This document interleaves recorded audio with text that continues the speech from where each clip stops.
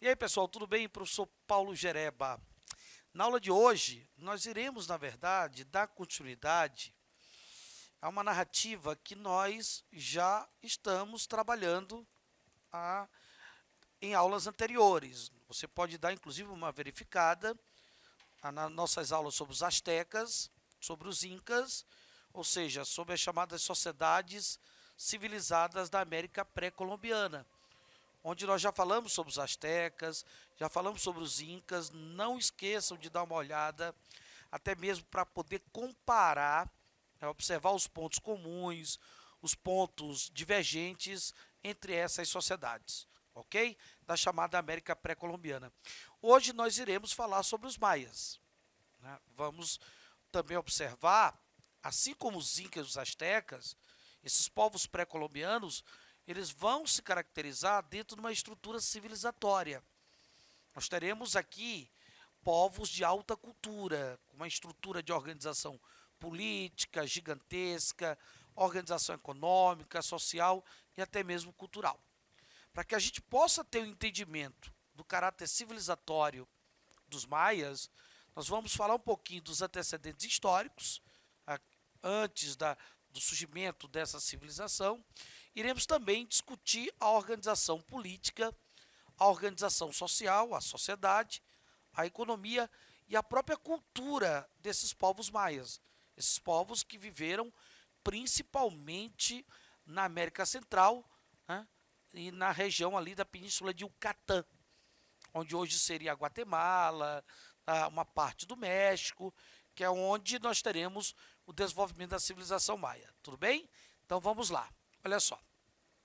Na verdade, um dos pontos que nós vamos colocar nos nossos antecedentes é justamente a localização geográfica ou espaço geográfico que esses povos pré-colombianos, os maias, ocuparam. Como eu falei ainda há pouco, eles ocuparam principalmente a península de Yucatán. O Yucatán seria hoje o que, Gereba? O Yucatán seria, por exemplo, pega uma parte do México, a parte do sudoeste do México, e também países ali da América Central, como é o caso de Guatemala, Belize e Honduras. Então essa foi a região onde nós teremos a presença da civilização maia. Na verdade, quando nós falamos do maia, é preciso observar que a base da formação cultural dos maias veio dos olmecas. Ou seja, os olmecas, que foram povos que se disseminaram, ou que basicamente se espalharam pela região da Mesoamérica, dando origem a diversos povos, e que vão ser fundamental para a organização política, cultural, econômica e até mesmo social dos maias. Então, a organização cultural que os maias vão acabar utilizando, boa parte dessa organização cultural, assim como também as questões de ordem política e econômica, vão, na verdade, vindo dos olmecas. Os olmecas acabaram sendo uma base de formação cultural muito importante, contribuíram para uma base de formação cultural muito importante para os povos maias. Em se tratando da organização política dos maias, nós estamos diante de uma civilização. Não podemos perder isso de vista. Os maias, na verdade, vão formar uma civilização. Então, significa dizer que você vai ter a presença de uma estrutura política hierarquizada. O que seria essa estrutura política hierarquizada? A presença de um Estado. Nós teremos a presença de um Estado dentro do contexto dessa civilização maia. Só que o Estado maia é um Estado diferente, por exemplo, dos incas. Os incas formaram uma estrutura de império. Ora, se os incas formaram uma estrutura de império, então significa dizer que os incas vão construir um Estado com unidade política. Os astecas, eles vão formar confederações de Estado e vão unir essas confederações de Estado. Então, o Estado asteca, ele também vai ter uma unidade política. É diferente do Estado maia. Quando você fala do Estado maia, a principal característica política desse Estado é a fragmentação, é a falta de unidade política. Diferentemente dos incas e dos astecas, os maias, eles vão constituir o que nós chamamos de cidades-estados independentes.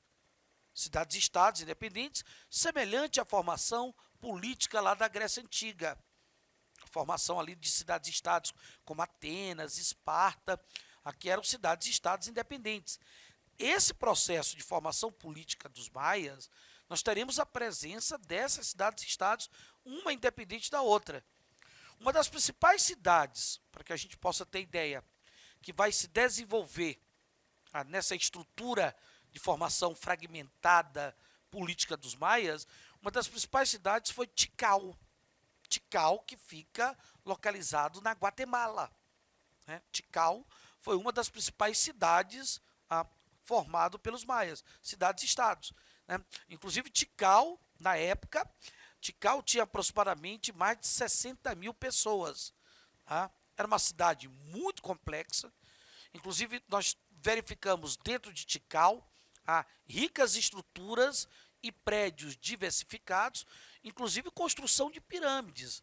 Nós temos até mesmo a construção de pirâmides nessa cidade-estado maia, que foi considerada uma das cidades-estados mais importantes. Essas cidades-estados, elas eram comandadas por monarcas. Então, nós temos uma estrutura de monarquia como forma de governo presente nessas cidades-estados maias. Só que essas monarquias, elas se caracterizam como monarquias teocráticas. Ou seja, esses monarcas, essas lideranças políticas que comandavam essas cidades-estados maias, como é o caso aqui da cidade de Tikal, que nós caracterizamos ainda há pouco, essas monarquias ou esses monarcas, eles representavam o principal deus dos maias. Porque os maias, assim como os astecas e os incas, os maias eram politeístas. Eles acreditavam em diversos deuses. E o principal deus maia, que era também o principal deus asteca e inca, foi o deus Sol. Então, esses monarcas, eles representavam esse deus Sol. Então, por isso que se fala que as monarquias presentes dentro dessas cidades-estados maias eram monarquias o quê? Teocráticas. Inclusive, algumas dessas cidades de estrutura teocrática se transformaram em verdadeiros centros comerciais. Algumas delas, nós teremos uma forte presença das atividades comerciais, como é o caso, por exemplo, da cidade de Tikal. Não é à toa que era considerada uma cidade super populosa. Nós temos, por exemplo, a distribuição do sílex. O sílex é uma espécie de rocha que os maias utilizavam em algumas cidades-estados para a produção e a construção, de ferramentas e armas. O sílex era comercializado principalmente nessas cidades-estados. Só que nessas cidades-estados, nós temos funções diversificadas. São cidades que vão possuir funções evidentemente diversificadas. Por exemplo, uma determinada cidade, ela se destaca como grande centro comercial. Outra cidade, ela vai se destacar como, por exemplo, um grande centro religioso. Mas nós vamos ter cidades-estados maias que vão se destacar com uma estrutura de irrigação avançada, utilizando como base econômica a agricultura e um sistema de irrigação avançado, justamente para fazer a captação e a distribuição da chamada água fluvial. Algumas cidades se destacaram, montaram uma estrutura agrária, que nós podemos chamar de estrutura agrária hidráulica, montaram uma estrutura agrária hidráulica, por quê? Porque desenvolveram técnicas avançadas de irrigação. Uma irrigação, inclusive, onde há a captação e a própria distribuição da chamada água fluvial. Ok, galerinha? Então, repare que são cidades, estados que têm funções diversas, distintas. Umas funcionam muito mais como centros comerciais, outras vão funcionar muito mais como centros religiosos, outras vão ter o peso do desenvolvimento das atividades agrícolas com sistema de irrigação avançado. Então, isso mostra uma formação política fragmentada, com monarquia teocrática, ok? Quando nós analisarmos a sociedade e a economia, observe que falar da sociedade maia é falar de uma sociedade rigidamente estratificada, tá? Hierarquizada. Nós estamos diante de uma sociedade rigidamente estratificada, hierarquizada, onde, por exemplo, no topo da pirâmide, se nós formos construir uma pirâmide social, porque aqui você tem divisão de classe. Se eu falo de uma sociedade hierarquizada e estratificada, eu olho para uma sociedade dividida em classes. E bem no topo da pirâmide, nós podemos colocar dessas sociedades maias, por exemplo, os monarcas. Os monarcas estão lá. As lideranças políticas, com os seus familiares. Assim também como outras lideranças civis, e até mesmo militar e religiosa. Então, o monarca que assume o poder do grande líder civil, militar e religioso, mas juntamente com ele existem outros administradores que estão compondo o topo dessa pirâmide. Tanto prova que dentro dessa pirâmide, no topo dela, eu tenho a presença de uma aristocracia privilegiada, juntamente com o monarca e os seus familiares. No topo da pirâmide maia, nós temos a presença de setores aristocráticos privilegiados, que ocupam espaços como governadores de algumas cidades e estados, desempenhando inclusive funções administrativas, funções religiosas e até mesmo militares. Esses governadores dessas cidades e estados, eles estão no topo da pirâmide. Eles fazem parte, na verdade, de uma aristocracia.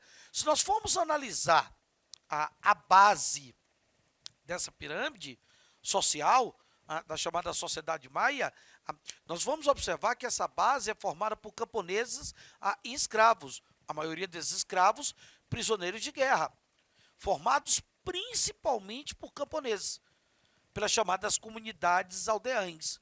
Tá? Essas comunidades aldeãs, inclusive, elas compartilhavam as suas casas entre os seus familiares. Familiares, muitas das vezes, formados pelos avós, filhos e pais. Então, as comunidades aldeãs compartilham as suas casas, compartilham a produção, compartilham a terra. E essas comunidades aldeãs, elas pagavam tributos para o Estado. Elas pagavam tributos para o governo, principalmente na forma do excedente de produção. Elas tiravam para a subsistência delas, essas comunidades aldeãs, produziam para a subsistência delas, e o excedente, eles pagavam tributos como forma de impostos ou de tributos para o quê? Para o monarca, para o Estado. Então, o que prova que aqui você tem uma estrutura social baseada na servidão. Essas comunidades aldeãs, ou essas comunidades camponesas, elas estão regidas sob o sistema de servidão coletiva. A base que sustenta a economia maia é uma base da servidão, apesar da existência de escravos. Escravos aqui geralmente são utilizados na construção de obras públicas ou até mesmo para sacrifícios humanos, porque na agricultura quem está lá sustentando são as comunidades camponesas, através do regime de servidão. Haja vista, pagam principalmente tributos, pagam impostos para o Estado. E quando você fala da economia de uma forma mais específica, a base econômica dessas cidades e estados, a base econômica delas é a agricultura. Apesar de algumas se destacarem como centros comerciais, como centros religiosos, mas a base econômica das cidades e estados maias é uma base agrária, é uma agricultura. E uma agricultura com sistema de irrigação avançado, ou seja, uma agricultura onde nós teremos a presença de uma sociedade hidráulica. Na medida que utiliza a água fluvial, cooptando e distribuindo essa água e fazendo com isso um sistema de irrigação avançado. Essa é a base econômica. Observe que a principal atividade econômica agrícola produzida pelos maias era o milho. O milho era a principal atividade. Existe até mesmo aqui um mito de origem dos maias a partir do mito, do milho. A partir do milho, eles chegaram a criar um mito onde eles teriam nascido do milho. O milho que era considerado a principal atividade, não só como subsistência, né, para garantir a subsistência desses povos, mas até mesmo com aspecto divino. Lógico, eles produziam outras atividades econômicas, agrárias, Jereba, produziam. Eles produziam feijão, abóbora, pimentas, mas a principal atividade econômica deles era o milho. Os maias que também vão desenvolver o comércio. Algumas cidades-estados se transformaram em verdadeiros centros comerciais. Nós temos, inclusive, um processo complexo de relações de trocas comerciais, onde dentro dessas cidades que existiram a complexidade das relações comerciais, nós vamos perceber a comercialização de produtos minerais, artesanais e agrícola. Então, dentro de alguma dessas cidades, você vê lá a comercialização de atividades agrárias, a comercialização de atividades minerais e até mesmo artesanais. Inclusive, os maias, eles utilizavam as sementes de cacau nas suas transações comerciais. Usavam a semente de cacau como moeda nas suas transações. Os incas, inclusive, também faziam isso. Ok, galerinha? Beleza? Então, essa é a estrutura da sociedade e da economia. Quando você fala da cultura, nós vamos destacar 3 pontos fundamentais. Um deles é a religião. Porque falar de cultura, você fala da religião. Nós estamos diante de uma sociedade que ela era politeísta, como acabei de falar ainda há pouco, onde eles acreditavam em vários deuses, inclusive alguns desses deuses tinham formato humanos, outros tinham formato de animais, inclusive nós temos um formato feminino e masculino. Alguns desses deuses já possuem um formato feminino e masculino. Esses deuses, eles seriam criadores do universo, porém os maias praticavam os sacrifícios humanos para esses deuses, como uma forma de homenageá-los, como uma forma de respeitá-lo, né, como uma forma de mostrar a sua obediência. Os maias, dentro da sua estrutura religiosa, eles construíram templos, altares e santuários. Nós temos a construção de instituições religiosas, como templos, altares e santuários, e usaram a religião também aonde? Nas obras da arte. Se você olha para as esculturas, para os murais, para as pinturas, para as máscaras confeccionadas, produzidas pelos maias, você observa que há muita influência da religião. Ok? Beleza? E um outro destaque importante é a escrita e a ciência. Os maias, na verdade, eles desenvolveram um código de escrita, semelhante ao que se tinha lá no Egito Antigo. Um código de escrita com sistema hierógrafo. Justamente para quê? Qual é a necessidade que eles desenvolveram esse código de escrita? Eles usavam o código da escrita através de relatos históricos, eles usavam esses códigos, suas crenças, e até mesmo na organização política e social das suas cidades-estados. Em todo o império, em todas as cidades-estados, né, porque eles não chegaram a formar um império, nessas cidades-estados eles vão utilizar basicamente o código de escrita na organização política e social. Eles desenvolveram, inclusive, a matemática, né? Vão desenvolver a matemática, inclusive com o conceito do número zero, de uma forma surpreendente. Está lá o conceito do número zero, que foi desenvolvido pelos maias, e eles também avançaram muito em outras áreas do conhecimento. Além da matemática, nós temos, por exemplo, a astronomia. Os maias avançaram muito no conhecimento da astronomia, da engenharia, da arquitetura, e até mesmo na construção, por exemplo, de calendários. Os maias chegaram a construir um calendário que eles já tinham 365 dias. Um calendário que eles já utilizavam 365 dias. Porém, quando você fala da decadência dos maias, porque dos incas e astecas estão relacionados a 2 fatores fundamentais: conflitos internos e ataques externos. Os maias, a decadência desses povos, que quando os espanhóis chegaram, eles já estavam praticamente decadentes, essa decadência ocorreu por conta de transformações ambientais na região que eles faziam, principalmente para construir suas cidades e estados, o crescimento populacional também, tá? E as invasões estrangeiras de outros povos. Ok, galerinha? Beleza? Um grande abraço e até o nosso próximo encontro.